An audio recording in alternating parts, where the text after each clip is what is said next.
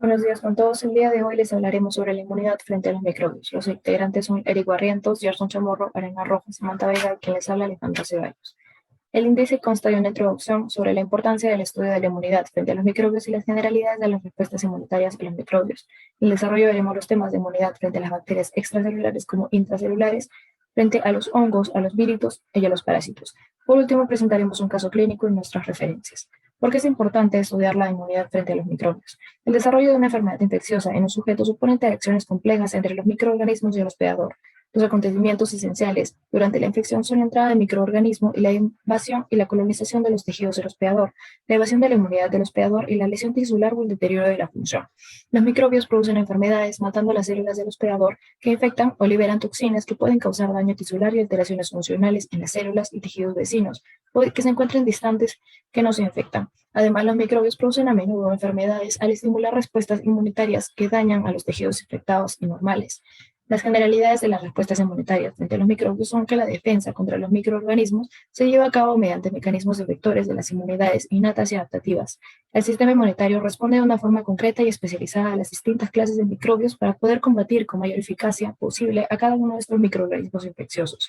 En la supervivencia y la patogenicidad de los microbios, en un hospedador influye de forma importante la capacidad de los microbios de evadirse de los mecanismos efectores de la inmunidad o de resistirse ante ellos.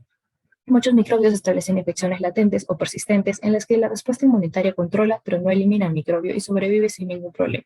En muchas infecciones, la lesión tisular y las enfermedades pueden deberse a la respuesta del hospedador frente al microbio en lugar del propio microbio. Por último, los efectos hereditarios y adquiridos en la inmunidad innata y adaptativa son causas importantes de la propensión de infecciones. Inmunidad frente a las bacterias extracelulares. Esta se puede dividir en respuesta inmune innata y respuesta inmune adaptativa, la cual veremos en las siguientes diapositivas. Empezamos con la inmunidad innata frente a las bacterias extracelulares. Primero se produce la activación del complemento, ya sea por la vía alternativa o la vía de la lectina, y como resultado se hará la opsonización y la promoción de la fagocitosis de las bacterias. Y además, los productos del complemento estimulan las respuestas inflamatorias al reclutar y activar los leucocitos. Por otro lado, las primeras células en actuar son los macrófagos y neutrófilos, los fagocitos, ya que reconocerán a las bacterias extracelulares mediante los receptores de superficie que poseen estos fagocitos para reconocer los PAMs de las bacterias que se encuentran opsonizadas con anticuerpos y las proteínas del complemento, ya que estas bacterias expresarán moléculas en su membrana que serán reconocidos por el TLR de los fagocitos. Y de todos los TLR que hay, los más importantes son el TLR4, ya que su ligando son los LPS, es decir, los lipopolisacáridos, las cuales están presentes en bacterias gram negativas, como la Escherichia coli. Y es importante porque a las bacterias gram negativas se activa el sistema de complemento. Además se tiene el TLR2, el cual reconoce peptidoglucanos que se encuentra en las bacterias gram positivas, como el Streptococcus pneumoniae. Y es importante porque a las bacterias gram positivas se favorece la fagocitosis. Y con respecto a la TLR5, su ligando reconoce la flagelina, lo que quiere decir que estará presente en bacterias flageladas, como igualmente la Escherichia coli, entre otros. Y además, las células dendríticas y los fagocitos que fueron activados o despertados por esta bacteria extracelular, por este intruso, secretarán citocinas proinflamatorias como factor de necrosis tumoral alfa, interleucina 1, 6, induciendo así a una respuesta proinflamatoria para que aumente la irrigación hacia la zona infectada, llevando así más leucocitos que destruyan estas bacterias. Y por último, se tiene a las células linfoides innatas que pueden intervenir en una etapa temprana frente a estas bacterias. Especialmente se tiene a la ILC del grupo 3, que se activa ante citocinas que fueron secretadas ante la respuesta por la presencia de estas bacterias y por daño celular. Y estas células linfocíticas innatas del grupo 3 secretan interleucina 17, 22 y factor estimulante de colonias de granulocitos y monocitos, cuyo fin es de potenciar la función de la barrera epitelial y reclutar más neutrófilos en la zona inflamada. Inmunidad adaptativa frente a las bacterias extracelulares. Pues se tiene a la inmunidad tumoral y celular. Primero, la inmunidad tumoral es muy importante en la defensa frente a estas bacterias extracelulares, ya que actúa bloqueando la infección, eliminando los microbios y neutralizando sus toxinas. Y esta inmunidad tumoral actuará ante polisacáridos, que son antígenos T independientes, que estimulan la producción de anticuerpos por parte de los linfocitos B. Pero no hay intervención de los linfocitos T. Estos no se activan ante un polisacárido. Es por eso que esta inmunidad humoral es la principal defensa contra las bacterias encapsuladas ricas en polisacáridos como el Streptococcus pneumoniae. Y los mecanismos que realizan los anticuerpos para combatir a estas bacterias son la neutralización, en el cual los anticuerpos neutralizan a las bacterias, también la opsonización y fagocitosis, ya que los anticuerpos pueden estimular a que los granulocitos secreten mediadores químicos que favorezcan a que las bacterias sean más fáciles de atrapar, de engullir por los fagocitos, además de activar el sistema de complemento mediado por C3b, es decir, por vía alternativa el complemento, además por la vía clásica, y pues ambas vías llevarán a la inflamación y posteriormente como resultado final llevará a la lisis del microbio. Y aparte de estos antígenos polisacáridos, también se tiene a los antígenos proteínicos, que están presentes o son secretados por una gran mayoría de bacterias. Y estos antígenos proteínicos inducen a la síntesis de anticuerpos más potentes. Y además, aquí sí interviene la inmunidad celular mediante la activación de los linfocitos TCE4 cooperadores. Primero, el linfocito T actuará diferenciándose como perfil TH17 mediante la activación de la expresión del gen RORγ-Matauri, ya que el linfocito TH17 actúa en defensa ante bacterias extracelulares, y así estos linfocitos TH17 secretan interleuquina 17 para inducir una inflamación. También se activará TH1 para secretar interferón gamma, la cual estimula la activación de los macrófagos, y además se tendrá que secretar interleuquina 4, 5 y 13, producidas las tres por los linfocitos TH2, para diferenciar a los linfocitos B en células plasmáticas, y así se dé una respuesta mediada por anticuerpos. Bueno, ahora yo voy a hablar sobre la inmunidad frente a bacterias intracelulares, que básicamente se dividen en dos fases. En una primera donde actúa la inmunidad innata y una segunda donde comienzan a actuar los mecanismos de la inmunidad adaptativa. Básicamente la respuesta inmunitaria innata está mediada por los fagocitos y por los linfocitos citolíticos naturales o natural killer. Y bueno, se sabe que primero los fagocitos, o sea, los neurófilos y macrófagos, van a la zona de infección, bueno, engullen a las bacterias y tratan de eliminarlas por medios de lisis, ¿no? En los fagolisosomas. Sin embargo, las bacterias intracelulares a menudo son resistentes a la degradación dentro de los fagocitos y esto ocasiona que este mecanismo no sea siempre tan efectivo. Por otro lado, las bacterias intracelulares activan los linfocitos NK, estimulando la expresión de ligandos activadores de los NK en las células infectadas, y hacen que los macrófagos y las células dendríticas secreten interleuquina 12 e interleuquina 15, que son citoquinas inductoras de linfocitos NK, y una vez que estos sean activados, van a secretar interferón gamma, que activa los macrófagos y favorece la eliminación de las bacterias fagocitadas. Además, sabemos que el linfocito NK produce la muerte de la célula infectada por medio de la apoptosis. Y para finalizar esta parte, sabemos que la inmunidad innata puede controlar el crecimiento bacteriano, pero para eliminar las bacterias se necesita la contribución de la inmunidad adaptativa, que justo vamos a ver eso ahora, la inmunidad adaptativa, que en este caso está mediada principalmente por los linfocitos T, pero para que estos actúen se necesita que ocurra el fenómeno de la presentación que va a ser realizada por los APC, ¿no? Que en cuyo caso de que se quiera activar a un TCD8, se va a necesitar usar el MHC clase 1, y si se quiere activar un TCD4, se va a necesitar el MHC clase 2. En el caso de los linfocitos TCD4, perdón, una vez activados, reclutan a los fagocitos y los activan a través de las acciones del CD40 ligando y del interferón gamma, que para producir esta citoquina necesitan, después de haberse activado, necesitan haberse diferenciado en linfocitos TH1. Y bueno, esto va a provocar la muerte de los microbios que están en los fagolisosomas. Sin embargo, si las bacterias escapan de los fagosomas y entran en el citoplasma de las células infectadas, los microbios ya no son sensibles a los mecanismos microbicidas de los fagocitos, y para la erradicación de la infección, las células infectadas deben ser eliminadas por linfocitos TCD8, que justamente se van a encargar de eso, de matar a las células infectadas por medio de apoptosis. Y sin embargo, estos mecanismos también pueden ocasionar lesión celular, pues como sabemos, las bacterias intracelulares han evolucionado para resistirse a ser eliminadas dentro de los fagocitos, como es el caso del Mycobacterium tuberculosis, que inhibe la formación del fagolisosoma, y esta es la razón por la cual a menudo permanecen durante periodos largos de tiempo en el organismo y causan un estímulo antigénico crónico, lo que lleva a la activación recurrente del linfocito T y del macrófago, lo que puede dar lugar a la formación de granulomas alrededor de los microbios, a lo que se le conoce como inflamación granulomatosa, que se puede apreciar en este corte histológico. Esto va a llevar al deterioro funcional de la zona, ya que la inflamación causa necrosis gaseosa, fibrosis y lesión tisular. Este es el caso del Mycobacterium tuberculosis, que una vez que es detectado en el cuerpo, los linfocitos T van a tratar de potenciar a los macrófagos por medio de citoquinas para que lo eliminen por lisis, ¿no? Los fagolisosomas, pero el Mycobacterium tuberculosis puede sobrevivir dentro de los macrófagos, lo que va a llevar a una activación continua del linfocito T, que lleva a la formación de granulomas que termina en el deterioro funcional. Finalmente, sobre la diferencia en los patrones de respuesta inmunitaria, sabemos que el Mycobacterium leprae tiene dos formas de presentación clínica diferentes entre sí. Una es la lepra lepromatosa y la otra es la lepra tuberculoide. Y bueno, se cree que una posible explicación para las diferencias que existen entre ambas formas de una enfermedad producida por el mismo organismo podría ser la existencia de distintos patrones de diferenciación de los linfocitos T y de síntesis de citoquinas entre unas personas y otras. Por ejemplo, los pacientes con la forma tuberculoide de la enfermedad producen interferón gamma e interleuquina 2, ambas señales de activación del linfocito T, que, como sabemos, activa los macrófagos tipo 1, lo que lleva a la lisis de los microbios fagocitados y lleva a un ataque celular potente.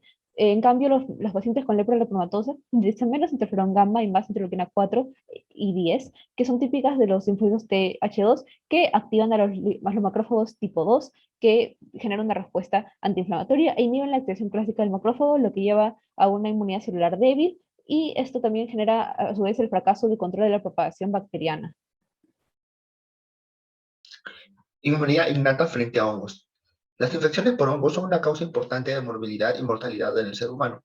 El deterioro de la inmunidad es el factor más predisponente y también más importante de las micosis con relevancia clínica. La deficiencia de neutrófilos como consecuencia de la supresión o de la lesión de la médula ósea se asocia con frecuencia a estas infecciones.